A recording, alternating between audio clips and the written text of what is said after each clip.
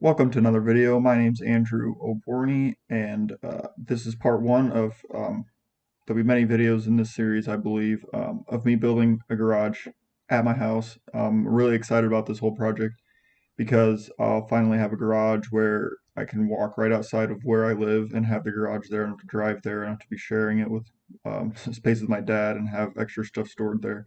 But anyways, right now, I'm getting ready to pour the footings, and so I'm measuring off of the pins, the property pins, which at the end of my tape there, closer to the alley, is the pin, and now I'm pounding a stake. I believe I was pounding it about 7 feet off because from the eave, which I think we hung it over 16 inches, because we actually ended up being more than 7 feet away from those pins. But anyways, if I had a 1 foot eave, I was making it 7 foot at the footing, so that way when the eave was 6 feet, because that is what the city ordinance called for. So there are offsets off of property lines, and they vary from city to city. So if you are ever building a garage, you got to keep that in mind and know the local codes and everything. So now that we got those two over there, I'm putting a stake over here 4 feet away from the house, just so I have something to measure off of, because I actually want to square this garage with the house. Because if ever someday there was an addition between the house and the garage and it gets attached, because I'm going to build a detached garage, and the reason for that is that I'll have a nice patio area between, because we're not planning on building on the house yet, but I mean, if I sell the house and somebody else wants to, it'll be perfect for them to be able to add on to the house. So I got that one there, and I'm going around to the other side and measuring off the house there, and also measuring 4 feet, so then I can get it squared to the house. And as you can see next to me, there's no grass growing because recently, from the time of this recording of the video, I had a new gas meter put in, and the reason for that is that the old gas meter and the old gas line ran straight off the house to the west, and that's right where I want to build a garage. You can't build a garage over the top of an existing gas line. So right now the gas line runs, as you can see in that fence, next to that fence over there. It'll be on the back side of the garage. So I put a string up there, and I'm just measuring off of that to see how far the house is off of the two pins off the lot line, and like I think they squared the house up with the front pins, which is fine. But I just wanted to make sure, like, when we're measuring off something, we're always measuring off the same side, and so that's why I measured off the house. And as you can see, I hooked onto that 4 foot and measured over. I think it ended up being about 22 feet between the house and where the garage actually is, and so I just measured the same distance, and then from that point measured 38 feet. That's the width of the garage, and make sure that I'm within um, that or first string line, so that way I'm not too close to the alley. So basically, I want to get as close as I can to the alley, be square with the house, and the garage is 38 feet wide. And it actually is a little bit deeper, so that's what I'm doing right now, is putting a stake as close as I can to the fence, so that way when we take the strings down and run the trencher, it won't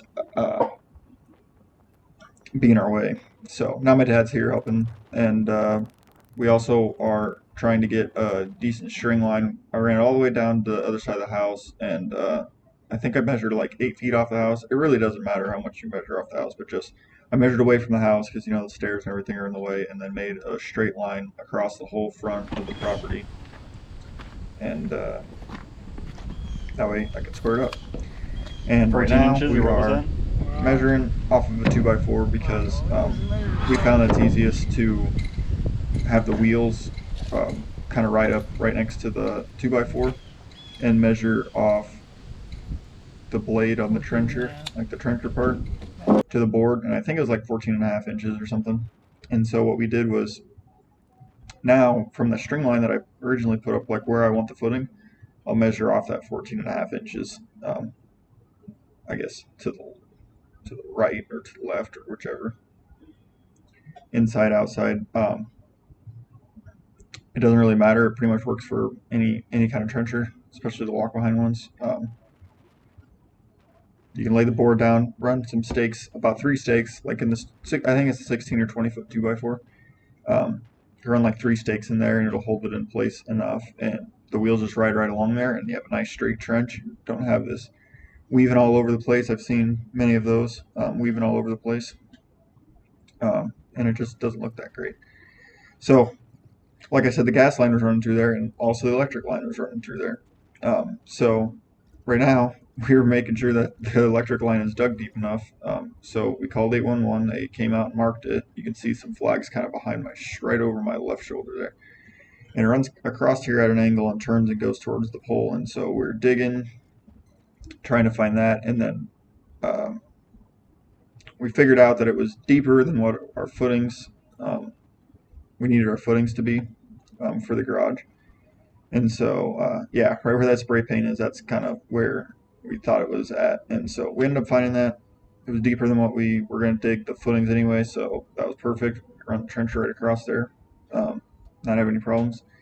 Uh, Scraping up a little bit of the grass just to make sure that we got as much of the grass gone as possible, because then when we go to pour, fill in sand, we end up filling in some gravel and stuff, and pouring the actual floor. Um, there's just less grass, and it's the best to have it that way. So anyway, I guess we ended up using 2x6s instead of 2x4s. So yep, this is us stretching the 2x6 out. As you can see in the bottom of the screen, we got a stake sticking out there, and the string, you can kind of see the string line, that orange string. Uh, Now we took the string down because that's exactly where the trencher is going to be, and so run that trencher right along the boards and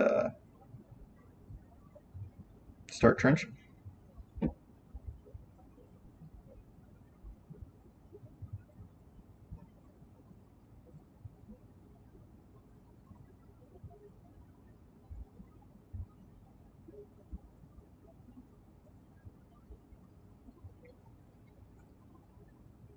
So what we're doing right here is there's pins that lock in those wheels. So basically, he's locking all the axles together. So you have to lift it up, shove a pin in there, locks it all together.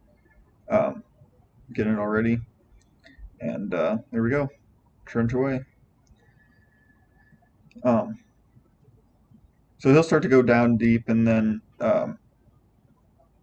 he'll kick it into gear, and it just automatically starts turning, and it just inches forward um, as it's going. Once we get to the depth that we want, um, and pretty easy once you get it all set up. So then there is a little bit of loose dirt that stays in the bottom because there isn't like an attachment that can scrape the bottom of the trench, but we don't have one of those, so we do it the old-fashioned way. There, we're checking the depth. Yep, we're good, and keep going. So I sped it up. Obviously, this takes a little while to actually trench, but and it is super loud. That trencher, that old trencher, is super loud. But anyway, then scrape all the dirt away and scrape all the loose dirt out. Probably one of my least favorite jobs to do. Um, but it sure beats digging the whole thing by hand. So I'd scoop a little bit of loose dirt out of the way any day of the week than have to dig that whole thing by hand.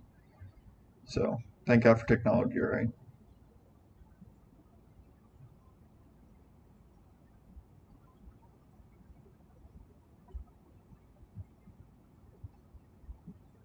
Yeah, those wheels don't turn, so you kind of got to manhandle that thing around. But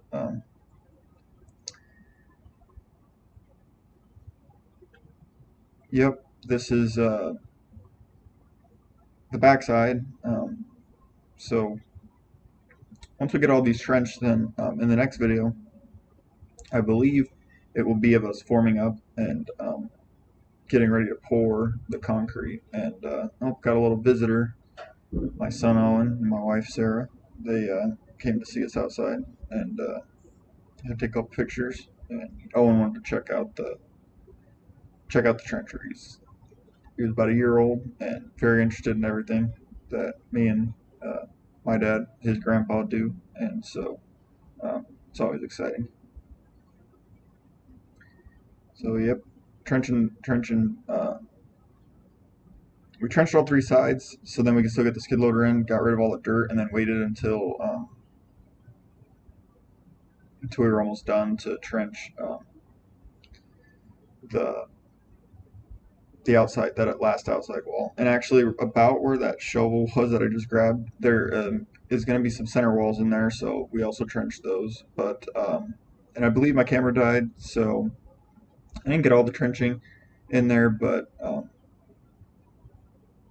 make sure you subscribe so you guys can see part two of us forming up. And yeah, thanks for watching, and we'll see you guys in the next one.